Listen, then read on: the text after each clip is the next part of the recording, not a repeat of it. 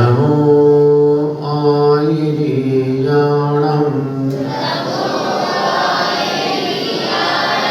नमो वज्रायाणं नमो लोये सौवसाहुणं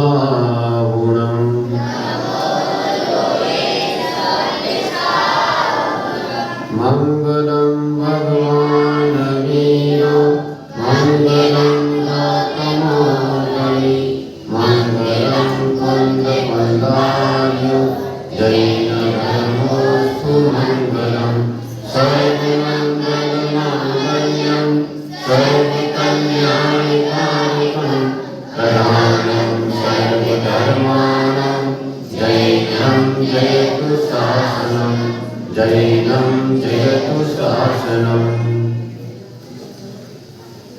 नमः श्रीवर्धमानाय निर्धूतकलितात्मने सालोकानां त्रिलोकानां यद्विद्यादर्पणायते यद्विद्यादर्पणायते। वर्तमान शासन नायक श्री महावीर भगवान के चारित्र चक्रवर्ती प्रथमाचार्य श्री शांति सागर जी महाराज की षष्ठम पट्टाचार्य परम पूज्य आचार्य श्री अभिनंदन सागर जी महाराज की विश्व वंदनीय परम पूज्य गुरुदेव आचार्य श्री विद्यासागर जी महाराज की विद्या बाग में ज्ञान रत्नाकर परम पूज्य गुरु आचार्य त्रिपुरार सागर जी महाराज की अहिंसा में जैन धर्म की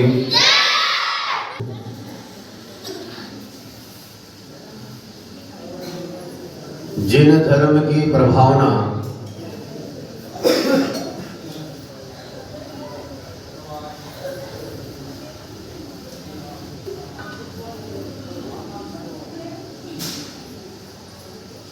भगवान श्री आदिनाथ से लेकर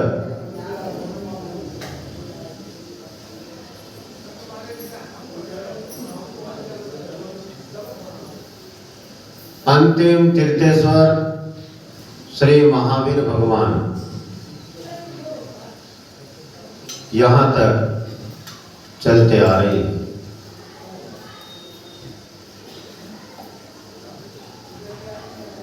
आज हमारे बीच ना तीर्थंकर प्रभु आदिनाथ है, ना तीर्थंकर प्रभु श्री महावीर स्वामी है। हम ऐसा कहते हैं और सुनते हैं कि आज हमारे बीच ये परम पवित्र अनंत गुणों के भंडार ऐसे प्रभु, ऐसे परमात्मा, ऐसे भगवान हमारे बीच नहीं है। लेकिन आज वास्तविकता है और सच है कि वो हमारे बीच नहीं है। हम ऐसा कहते हैं, लेकिन सच्चाई तो ये है कि इस तीन लोक में, इस मध्य लोक में श्रावक भी है और साधु भी है।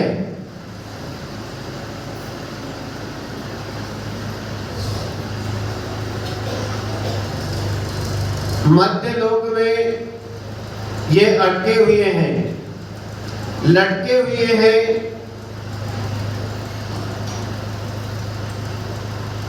लटके हुए क्यों हैं? जैसे कोई तुम्बी है, लौकी है,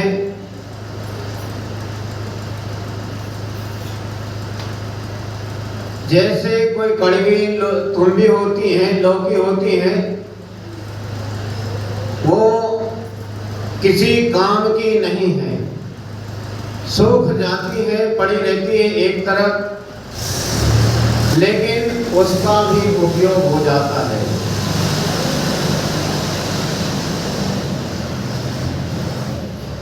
उसकी वीणा बन जाती है, एक वाद्य यंत्र तैयार हो जाता है। और यदि कोई छोटे मोटे नदी तालाब में डूब रहा हो और वो तुम्बी उसके पास में है, तो उसे डूबने से वो बचा लेती है।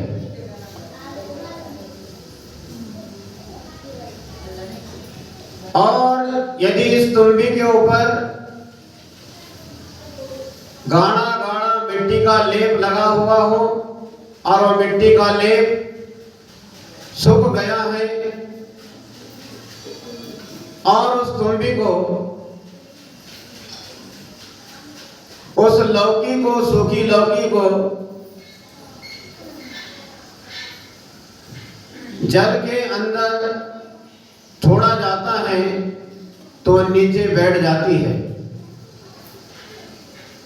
जैसे मध्यलोक में तो ने जो पगडंडी बताई है कि घबराओ मत, आप इस पगडंडी से चलोगे तो भी आप वहां पहुंच सकते हैं, लेकिन वो पगडंडी कहां से जाएगी?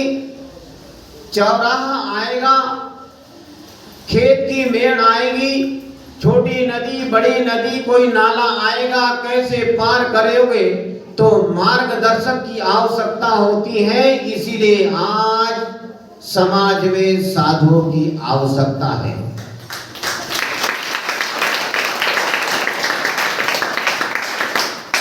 तो साधु संत यही कहते हैं कि ऐसा अवसर हमारे बीच आता है तो वो अवसर जिनेंद्र भगवान की पूजा अर्चा करने का, जैसे हम मंदिर में पूजन पाठ करते हैं, यह हमारा चिल्लर व्यापार है। और जब सामूहिक रूप से कोई बड़े स्थान पर बैठकर जिनेंद्र भगवान की सामूहिक पूजा नृत्य, गान और संगीत के साथ, ये सब लिखा है शास्त्र में, ऐसा नहीं है, इसका प्रभाव ही कुछ होता है। ऐसे सामूहिक रूप से नृत्य, गान और संगीत के साथ जिनेंद्र भगवान की जो पूजा अर्चना करता है, पूरे उसके अनेकों अनेकों अनेकों जन्मों के पाप कर्म समाप्त हो जाते हैं। इसीलिए हम कहते हैं कि ये मनुष्य पर्याय खाने पीने के लिए, सोने के लिए नहीं है, कमाने के लिए नहीं है, ये तो हमारे कर्मों की निर्जरा करने के लिए है। जैसे तुम्बी के ऊपर की मिट्टी पूरी हट जाती है तो पानी के ऊपर, जल के ऊपर आकर वो तैरने लग जाती है, वो स्थिति हमारी जब बनेगी तब कहना और तब मानना कि अब हमारी यात्रा पूरी हो गई है। अभी हमारी यात्रा पूरी नहीं हुई है, इसलिए बीच में वहां विदिशा में नहीं अटकना है, हमें आगे बढ़ना है। और साधु क्या करते हैं? वो आगे बढ़ाते हैं कि आओ तीर्थंकर भगवंतों के बताए हुए मार्ग पर आगे बढ़ो। तो ऐसे मार्ग पर आगे बढ़ना है तो खाली नहीं, इसके लिए कर्मों की निर्जरा करते हुए चलना है। रास्ते में कांटे हैं, कंकड़ है, तो उसको अलग करके आगे बढ़ना है। उनके ऊपर पैर रखते हैं तो चुभन होती है, दर्द होता है। उसी प्रकार यदि हम पाप का आचरण करते हैं तो हमारी आत्मा मलिन होती है और उसका कष्ट भव भव में हमें भोगना पड़ता है। इसीलिए उन कष्टों से बचने के लिए, उस पाप रूपी कांटे और कंकड़ों से बचने के लिए ऐसा शुभ अवसर आपके यहाँ बेगमगंज हदाईपुर में कल्पद्रुम महामंडल विधान 17 तारीख से प्रारंभ होना है। उत्साह अच्छा है, लेकिन वो और अच्छा हो जाए तो क्या बात है। इसमें कुछ भी नहीं बिगड़ता है, इसमें हमें सहयोग करना है। क्यों? क्योंकि देखिए, इसमें जो सहयोग करता है, इस ऐसे धार्मिक अनुष्ठान में जो सहयोग करता है, जो अनुमोदना करता है, तो फ्री फोकट में 6% उसको मिल जाता है। 6% और करेगा तो 100%। तो हम 6 के चक्कर में ना पड़ के 100% हमें पुण्य कमाना है और अपने पाप कर्मों की निर्जरा करना है। और आज आपने हमारे विचारों को सुना, हमारे चिंतन को सुना, इसको आपको डायरी में लिख के रखना कि यहाँ जितने भी लोग बैठे हैं कि आपकी यात्रा अभी पूर्ण नहीं हुई है, आपकी यात्रा अभी प्रारंभ करना है। अभी हम मध्य लोक में हैं, अब हमें ऊपर 16वें स्वर्ग से भी ऊपर अनुत्तर विमान तक और सिद्ध शिला तक पहुंचना है। ऐसा लक्ष्य बना के हमें ये जीवन जीना चाहिए। यही कि अब हम मनुष्य बन गए, हमारी यात्रा पूर्ण हो गई नहीं।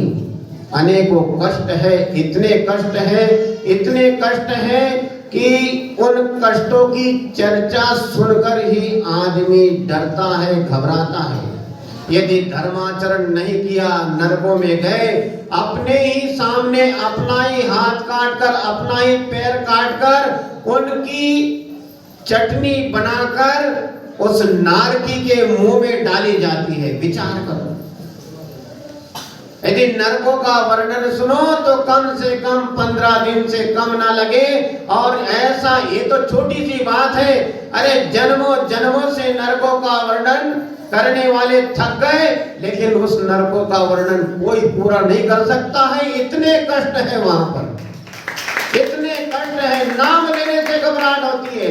वहां की यदि मिट्टी यहाँ आ जाए तो आदमी 2.5 कोस, कितने पहले नरक, दूसरे नरक, तीसरे नरक, तो ऐसे 1.5 कोस, 2.5 कोस, 2 कोस, 2.5 कोस से बढ़ते जाते, जीव मर जाते हैं। इतनी दुर्गंधित मिट्टी है वहां पर।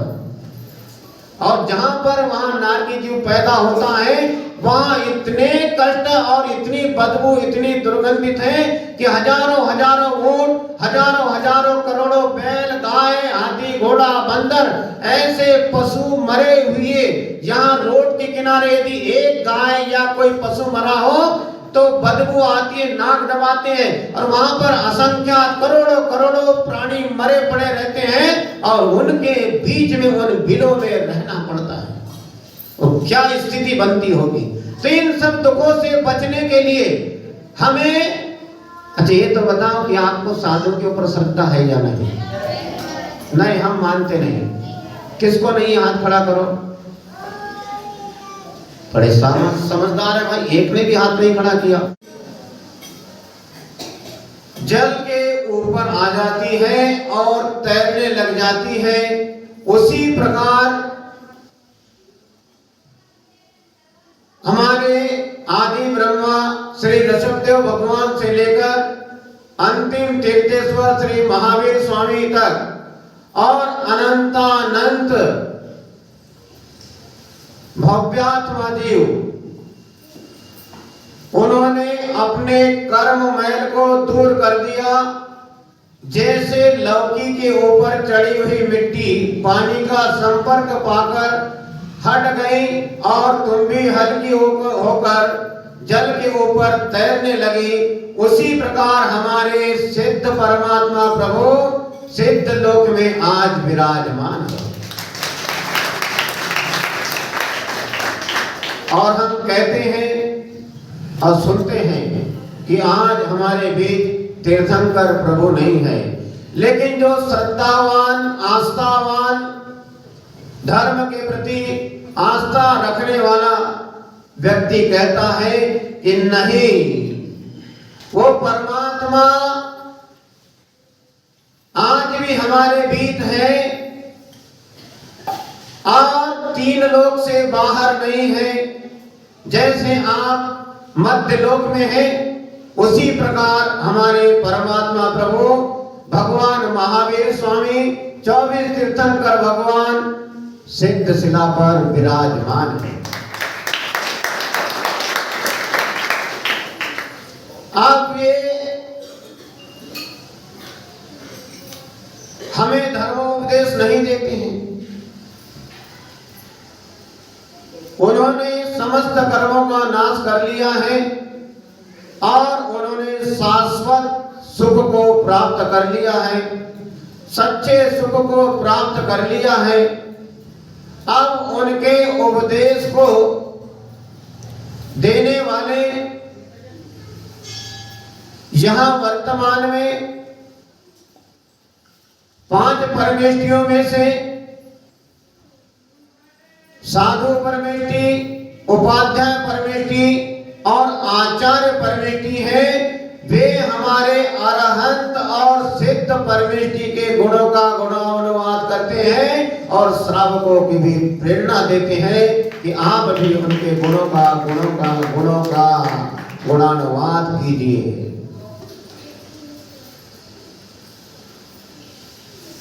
ऐसे अरहंत और सिद्ध प्रभु के पंच परमेष्टि के गुणों का गुणानुवाद करने का अवसर प्रत्येक भव्यात्मा प्राणी के जीवन में आता है। अवसर कहता है आओ, आपकी किस्मत का बंद दरवाजा खुल गया है। आप कहां कीचड़ में दलदल में फंसे हो, बाहर आओ और भगवान आदिनाथ से लेकर भगवान महावीर स्वामी और उनके पहले भी भूतकाल के कितने ही तीर्थंकर, कितने ही मुनिराज, कितने ही केवल ज्ञानी मुनिराज अपने कर्मों की निर्जरा करके सच्चे सुख को उन्होंने प्राप्त कर लिया है। उनके दर्शन करने के लिए ही ये हमारी यात्रा है। ये मध्य लोक में रुकने के लिए नहीं है, ये खाने पीने के लिए नहीं है, ये मौज मस्ती के लिए नहीं है। हमारी यात्रा हमें पता नहीं है कि हम कहां तक पहुंच गए। आपसे कहा जाए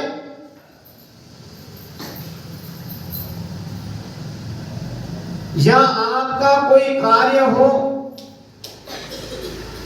आपको रायसेन, भोपाल, इंदौर, सागर यदि जाना हो, आपके किसी घर के काम से या आपके पर्सनल काम से आप भोपाल जा रहे हो और टाइम से आपको पहुंचना है।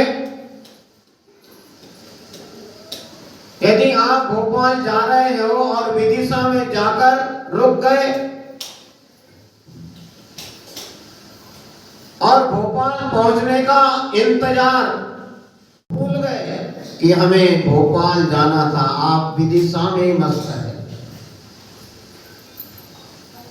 तो विदिशा में आप मस्त हैं, तो आपको मार्गदर्शन देने वाले, आपकी भूल को सुधारने वाले, आपके गलतियों को बताने वाले और आपको सच्चा रास्ता बताने वाले, आपके मंजिल का पता बताने वाले कि आप विदिशा में ना रुके, आपका लक्ष्य भोपाल पहुंचने का था, आपको भोपाल पहुंचना है।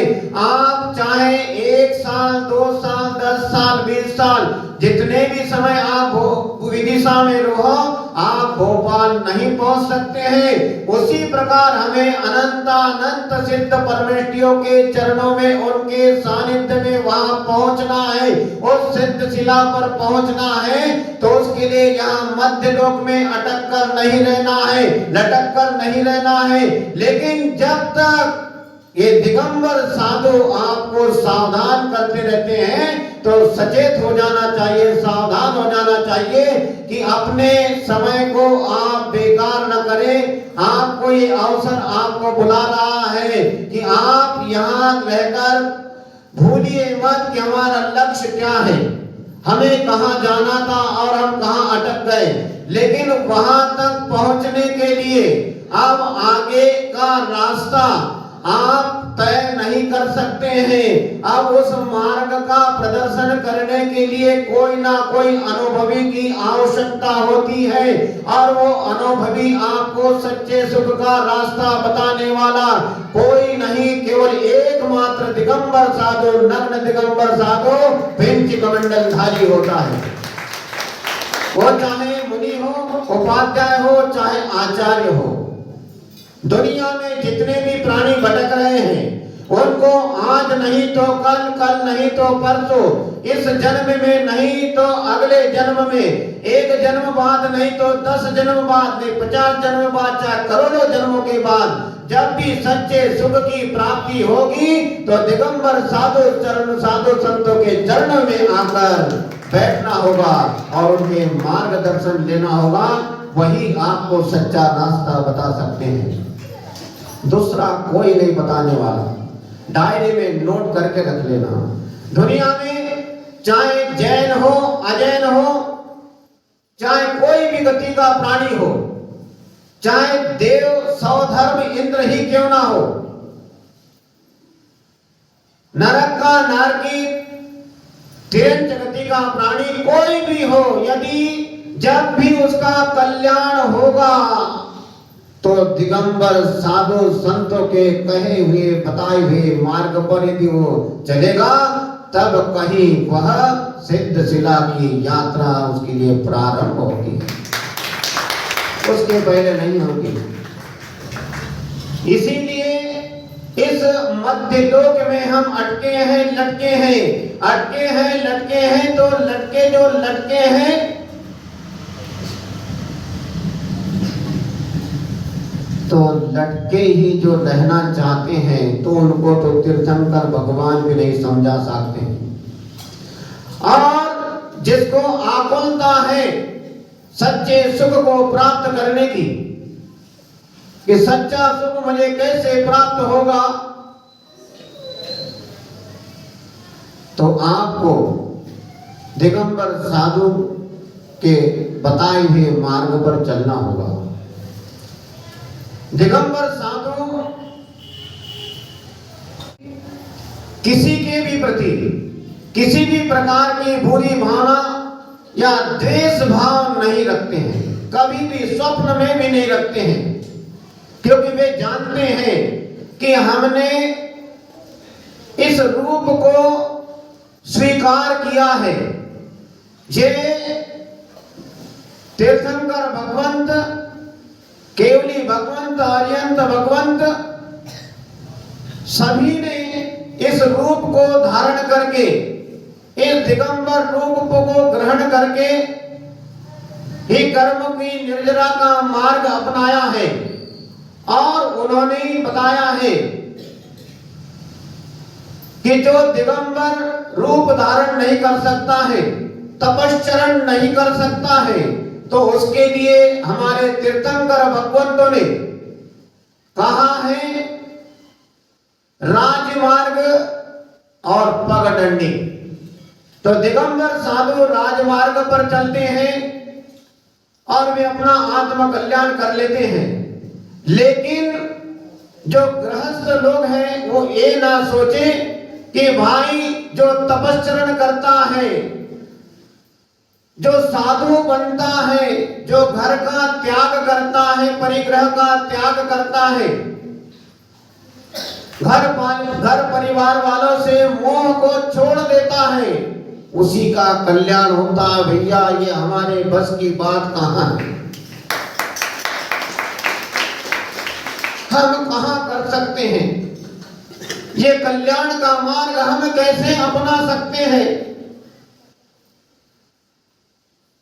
हमारी सामर्थ्य कहाँ है, हमारे पास में इतनी शक्ति बटोरने की ताकत नहीं है, ऐसी शक्ति कहां से लाएंगे हम।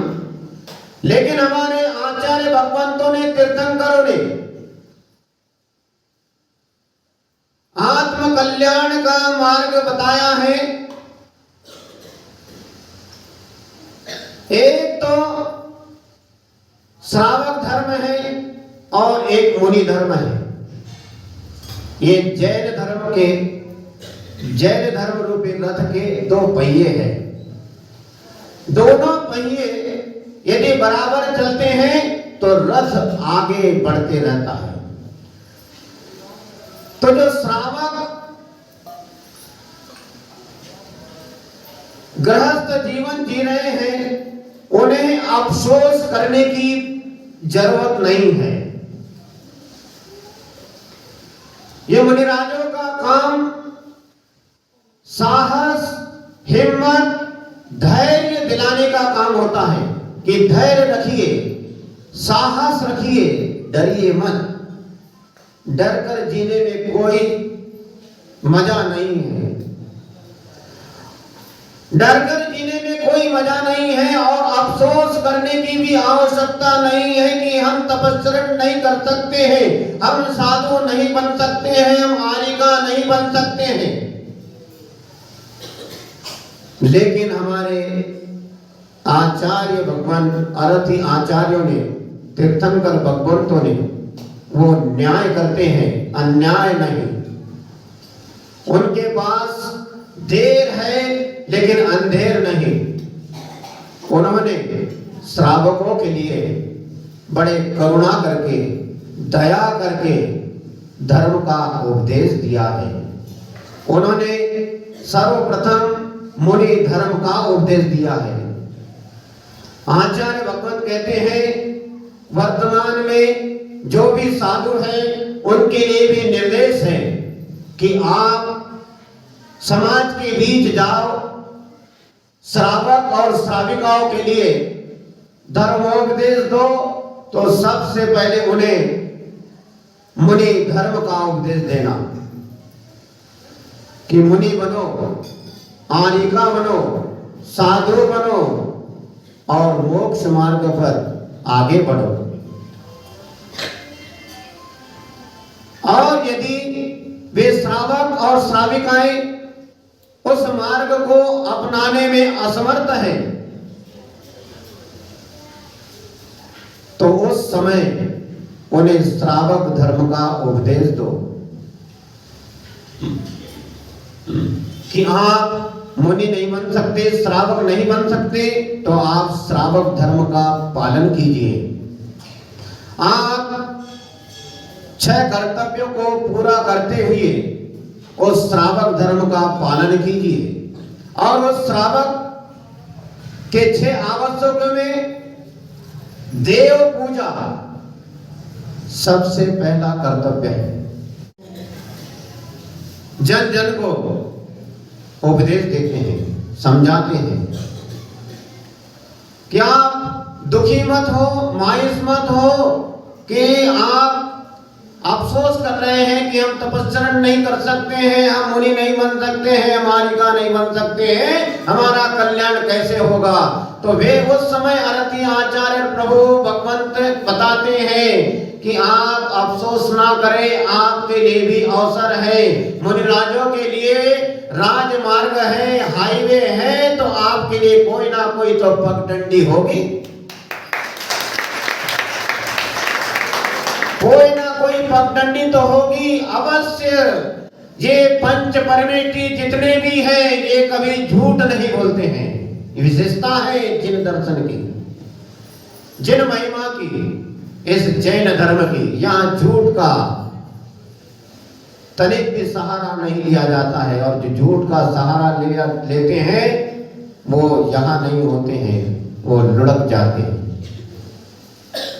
तो उन्होंने संदेश दिया है, आदेश दिया है, उनकी आज्ञा का जो पालन करता है उनकी घबराहट भी दूर हो जाती है। उन्होंने कहा है कि श्रावकों, बंधुओं, घबराओ मत, आपके लिए भी वो मुक्ति का रास्ता कोई जरूरी नहीं है कि आप भी उस हाईवे और राजमार्ग से चलो। आपके लिए एक पगडंडी है, आप पगडंडी से चलोगे तो भी आप भी वहीं पहुंचोगे जहां पर अनंत सिद्ध प्रविष्टि पहुंचे। वो कैसे? आपको आपके 6 आवश्यक कर्तव्य करने हैं, जिसमें देव पूजा विशेष रूप से है, देव पूजा गुरुपाष्टि आदि आदि। तो आपको देव पूजा का बताया है क्रम, और वही पगडंडी है कि जिनेंद्र भगवान की पूजा अर्चना करने का जब भी हमारे मध्य ऐसा शुभ अवसर आता है, उस समय हमें जागृत हो जाना चाहिए। जैसे पर्युषण पर्व आता है, वह हमारे नींद को तोड़ता है, हमें झकझोर देता है कि जागो। ये 365 दिन में जो 10 दिन है, ये आपकी बैटरी चार्ज करने के लिए है। ये 10 दिन आपने यदि बैटरी चार्ज कर ली तो बाकी के 355 दिन आपके सुख से बीतेंगे।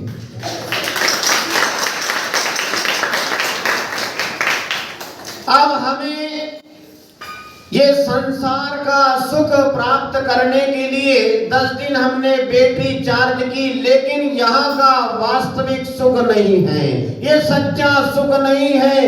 इस सच्चे सुख की प्राप्ति के लिए हमें इस सांसारिक सुख को भी छोड़ना होगा। इस सांसारिक सुख को छोड़ने के लिए समय समय पर ऐसे धार्मिक अनुष्ठान हुआ करते हैं।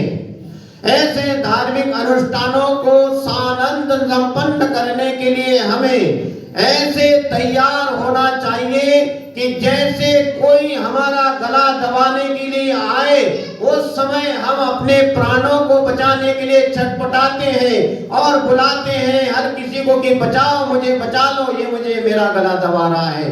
ऐसे ही हमारे पाप कर्म है जो हमें इस संसार समुद्र में डुबाए हुए हैं, ऊपर उठने नहीं देते हैं।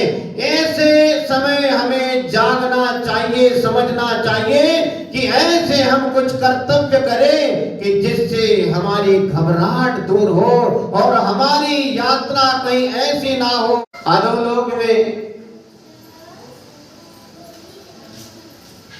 और स्वर्गलोक में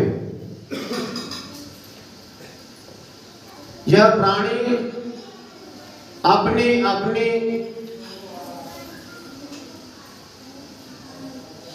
शुभ और अशुभ क्रियाओं के कारण, कर्म बंधन के कारण बैठी हैं। अर्थात जैसे मिट्टी का लेप लगी हुई तुम्बी लौकी पानी में, जल में नीचे बैठ जाती है, और जब उस लौकी के ऊपर का मिट्टी का लेप जल का संयोग पाकर धीरे धीरे छूटने लगता है, और जब मिट्टी का लेप पूर्ण रूप से उस तुम्बी के ऊपर से हट जाता, विश्वास है, बड़ी प्रसन्नता की बात है।